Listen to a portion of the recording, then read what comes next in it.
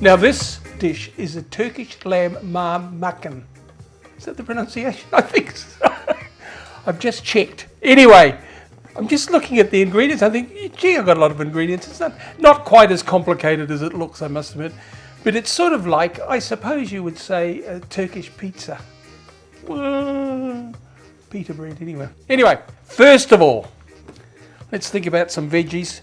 And it's made with lamb mince, which is nice, but I have also, because lamb mince can be a bit expensive, I made it with chicken mince and I've also made it with beef mince. So you have that ability to change a bit. And I better just grab myself a wooden spoon. Sorry, I'm disappearing on you there a minute. And what I've got is some olive oil in there, and I've got about 1/4 of a large onion, 1/4 of a, I suppose a medium carrot, and 1 stalk of celery. And I have just diced those fairly finely. It's important that it's quite small, all right? And to that I will then add some garlic, decent, I suppose, what would you say, a decent plump clove of garlic, at least 1, and then we'll just saute that. Now, while that's happening, as I said, it's not complicated, but there is a few steps. So while that's happening, what I'm going to do is I've got some red onion here. This is going to be a sort of a garnish on the top. And what I'm going to add to that, about half a lemon I would say, and also some smoked paprika. I know I say it's my new thing, but it's been around for a long time now.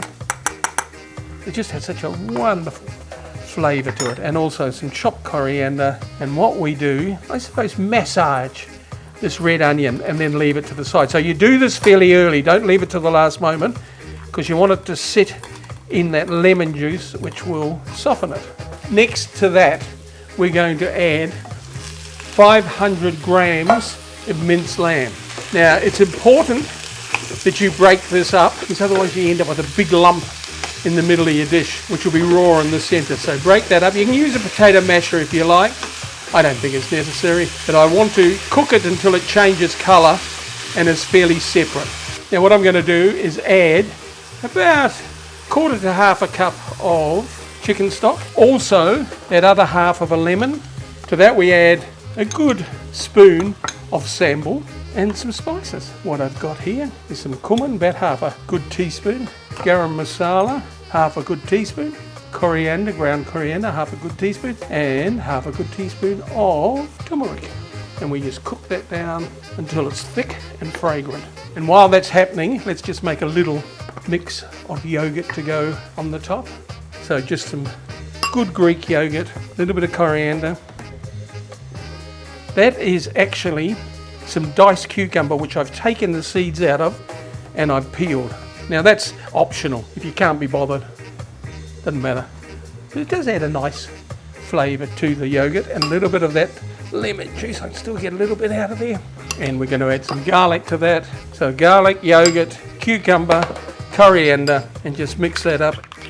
So we've got our 2 garnishes here to go with it. We've got all our spices in. We're looking good with our lamb mix. But keep on mashing it up, won't you, kids? And as I said, we'll just cook that until it's thick and fragrant. Now this is looking good. Now if it's drying out too much, it wasn't, but if it is drying out too much before it's thick and fragrant, what you do is you add some more stock. This is going to be hot.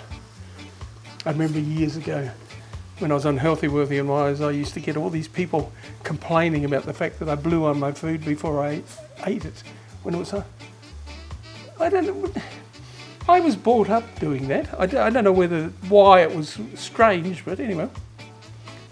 I'm blowing on whether you like it or not.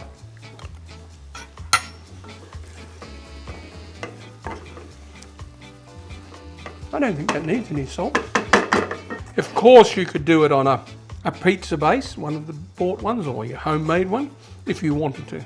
Now don't make the layer too thick, otherwise by the time the pita's ready, the centre of the meat won't be so. And then into the oven, about 190 degrees, 180, something like that. And we'll cook that for 10 minutes, I'd say. Because remembering, all you're trying to do is heat the pita up because the lamb is hot. You knew that. All right, we should be about right, so let's have a look. Yeah, it's good. You see what I mean? That's just got a bit of colour, that pita, and it's crisped up a bit. Some of this onion. too much because it'll take over. Last but not least, I would serve some extra yogurt on the side, guys, to go with it. Something nice and smooth and mellow, and what we've got here is Devil's Vine Merlot from South Australia. Now, can I talk about this? I mean, I don't know about you, but I'm going to restaurants these days, and I know times are tough, and you know, it's costing them a lot of money to pay staff and things like that. But the wine started at $100, and I'm thinking to myself, my goodness.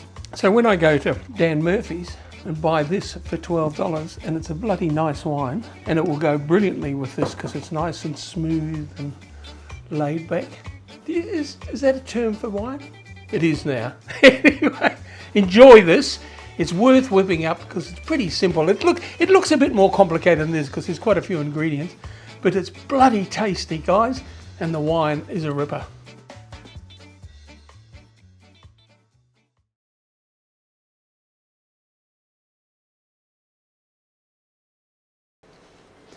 Guys, to show your support for my channel and to keep in the loop, subscribe. It's easy to do, and don't forget, it's free. Okay, cheers.